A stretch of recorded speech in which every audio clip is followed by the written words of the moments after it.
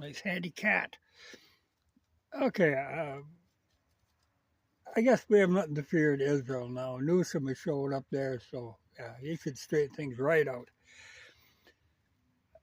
There's been a whole influx of people going there, and they do more harm than good. I mean, there are people working behind the scenes trying to get this settled, trying to get the hostages out, but they aren't our people. Biden and Blinken and Sullivan, those people do nothing but harm. They really should just stay the hell out of this. But they can't resist going over there.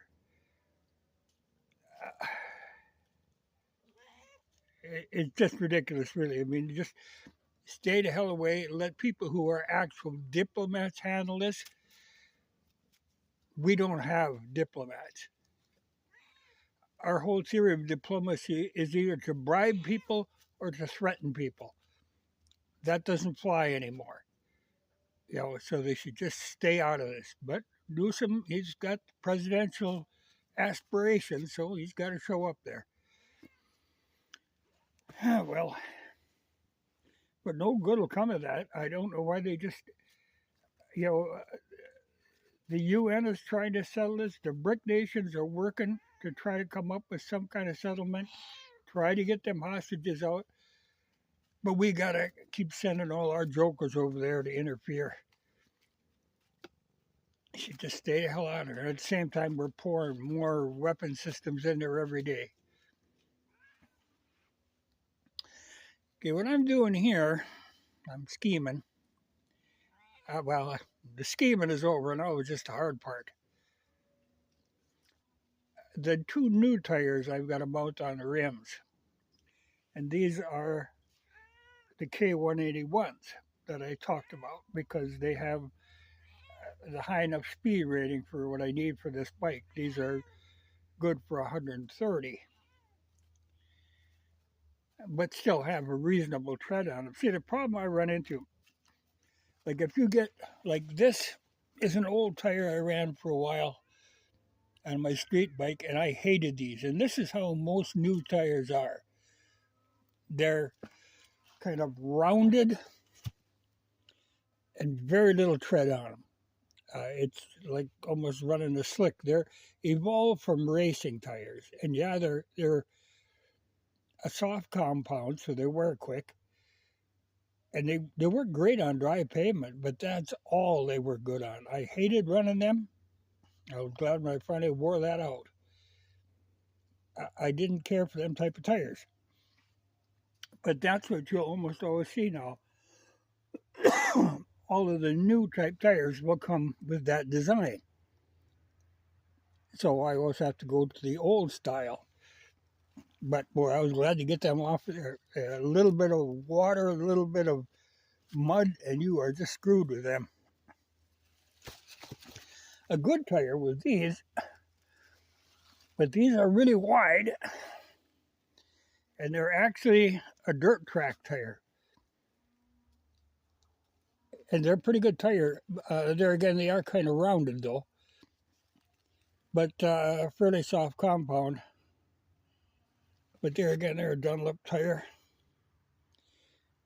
But I like them, and they were wide enough. The only thing, they do have a bit of an edge to them.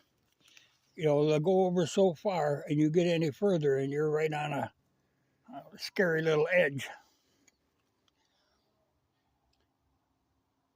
But not bad. But I don't know what the speed rating is on them. I don't think they'd be very high. Normally what I run are these, on my street bike, these K70s. And I like those as a good all-purpose tire, but their speed rating is only up to 90 miles an hour. Well, that's fine for normal use, but what I'm putting together here isn't for normal use. So I went with these K81s. Now they're speed rated up to 130, which is the margin that I need. Now the thing about a K81, this is old style tire. But they're designed to be like where most tires are rounded now, or even worse. I mean, some tires are really flat, and then you've got an edge that's really spooky. But K81s were designed as a triangular type tire. So you have very little rolling resistance because on the road you're really running on the center part. But the thing about them is when you lean them over, you actually have more traction. They're made for cornering and they're made for speed. But it's a classic old tire that they have got completely away from. Like I say, everything now is derived from road racing. And it's funny too, you look at some bikes, like you'll get these dual purpose or adventure bikes with 100 horsepower, over 100 horsepower. And have tires on them that are really designed for no more than like 80, maybe 90 miles an hour. You have to pay attention to the speed rating on tires. Because otherwise, I've got some, on my XT, I have these Canada tires that are a dual sport tire. And that's fine on that.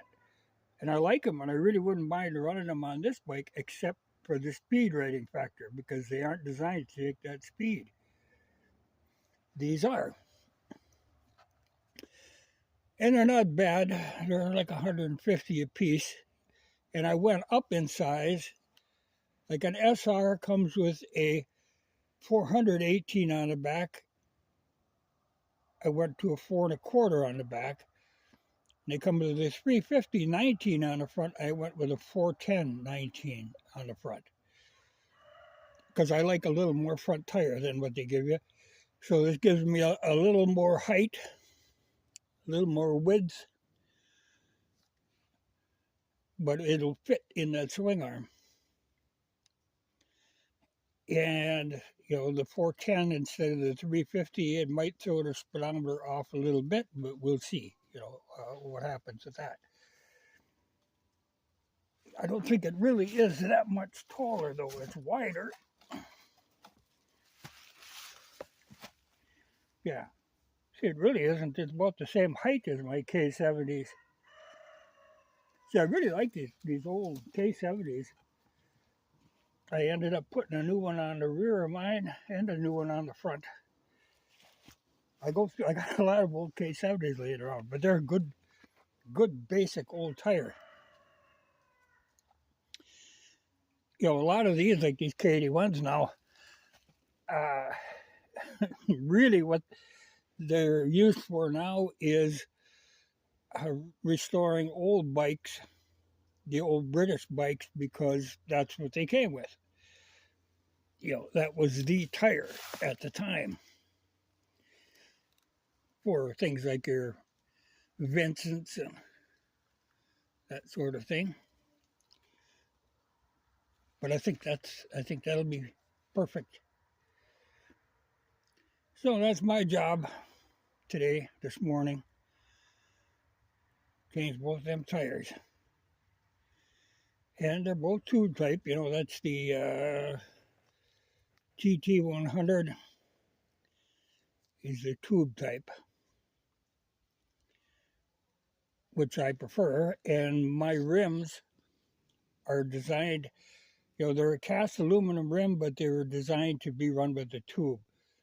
Later models came out with the tubeless. It looks the same, but they're a different setup. But I better get some, mounting them. I use Dawn dish soap in water to lube the tire so you can slide it on there easier. And somebody asked about showing how to do it without pinching the tube. The main trick is when you're putting it back together, put some air in the tube.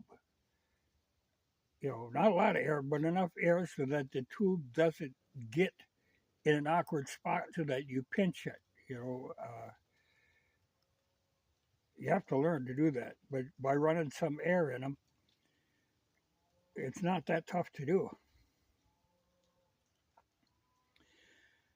Not a job I look forward to, but I've done a million of them. I can do two more.